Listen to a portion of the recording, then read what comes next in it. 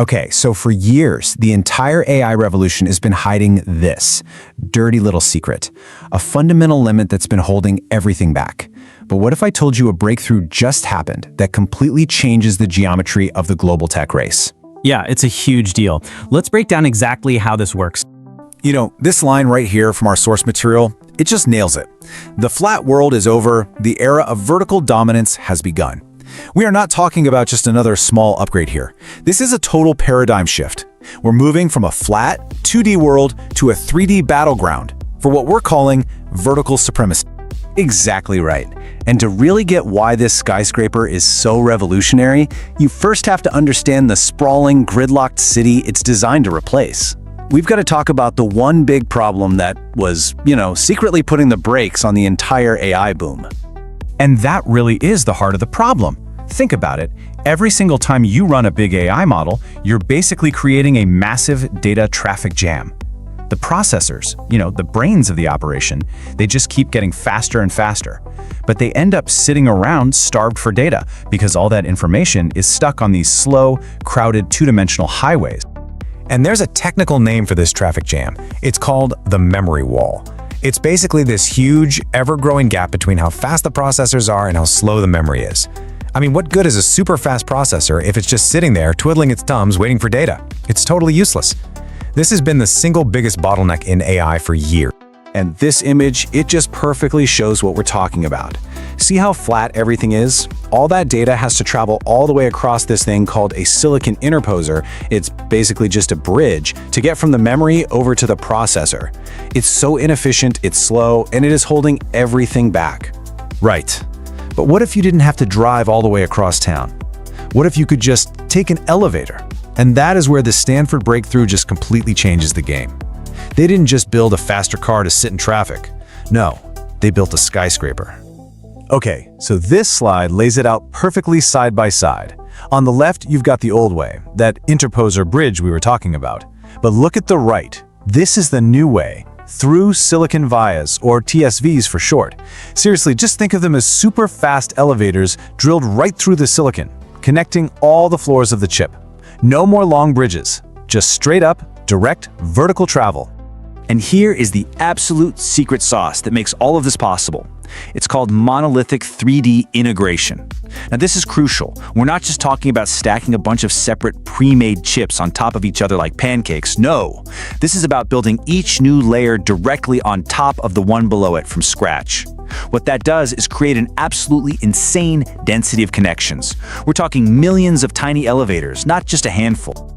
So, the big takeaway here is this. The brains and the library are finally in the same building. The logic and the memory are fused together into one single skyscraper.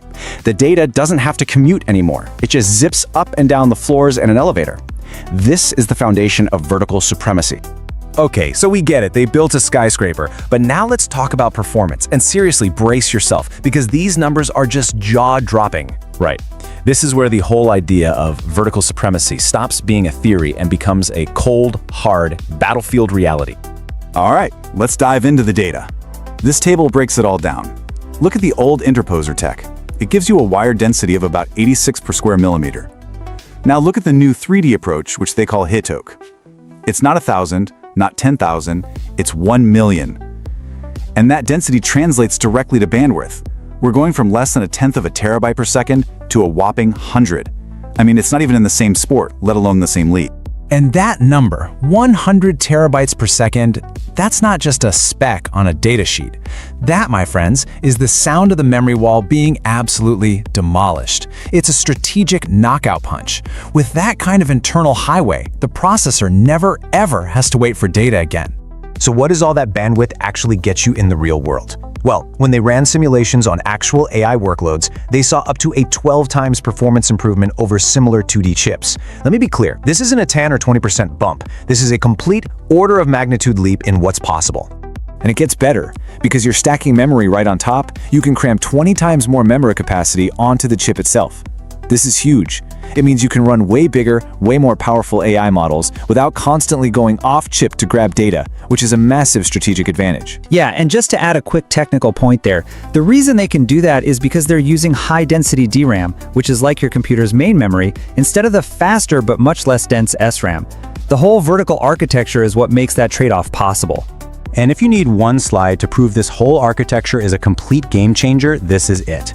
Look at the Sunrise prototype chip. Now get this, it was built on an old, cheap 40-nanometer manufacturing process. And yet, when you look at the most critical things for AI, memory capacity and energy efficiency, it actually beats a competitor's chip that was built on cutting-edge 7-nanometer tech. That's insane. The architecture itself is so good that it completely overcomes generations of manufacturing disadvantage. And that point about older manufacturing tech leads to something absolutely massive. This story is so much bigger than just performance specs. The fact that this revolutionary chip was actually made in a commercial US foundry. That has enormous geopolitical implications. We are talking about rewriting the rules of the entire global tech race. I mean, this is a huge strategic win, plain and simple. It was made right here in the USA at SkyWater Technology. That proves we don't have to be completely reliant on overseas foundries for the next generation of hardware. It creates a brand new blueprint for innovation on American soil, and it literally leapfrogs what our competitors are doing. While everyone else is trying to optimize the flat city, America is starting to build skyscrapers. And here's the kicker. It's not just better, it's actually cheaper. Because the 3D design is so incredibly efficient, you get more bang for your buck, even when you build it on an older, less expensive manufacturing process. Just look at the cost per TOPS. That's trillions of operations per second, a key AI metric. The new chip comes in at 43 cents. The competitor, 66 cents. And you better believe that economic advantage is a powerful, powerful weapon in the race for global AI dominance. So you put all this together, the performance, the domestic manufacturing, the cost, and what do you get? This breakthrough doesn't just create a new kind of chip, it creates an entirely new battlefield. The whole semiconductor industry is being reshaped right before our eyes, and a new global race has just begun. And this slide really frames the new conflict perfectly. On one side, you got the reigning champ, the flat empire of NVIDIA. They're incredibly dominant, incredibly powerful, but they're built on that 2D foundation that's slamming headfirst into the memory wall. And on the other side, you have the vertical revolution, a totally new architecture that rewrites the geometry of power and opens up a potential path to 1,000 times improvement. So yeah, this changes absolutely everything. The old way of thinking about chip performance, this focus on flat 2D designs, it's suddenly facing obsolescence. The race isn't about building wider anymore, it's about building higher. So the only question left is, in this new race for vertical supremacy, who's going to build the tallest skyscraper first? Thanks for watching. Don't forget to like, subscribe, and share. It really helps the channel grow. See you in the next video.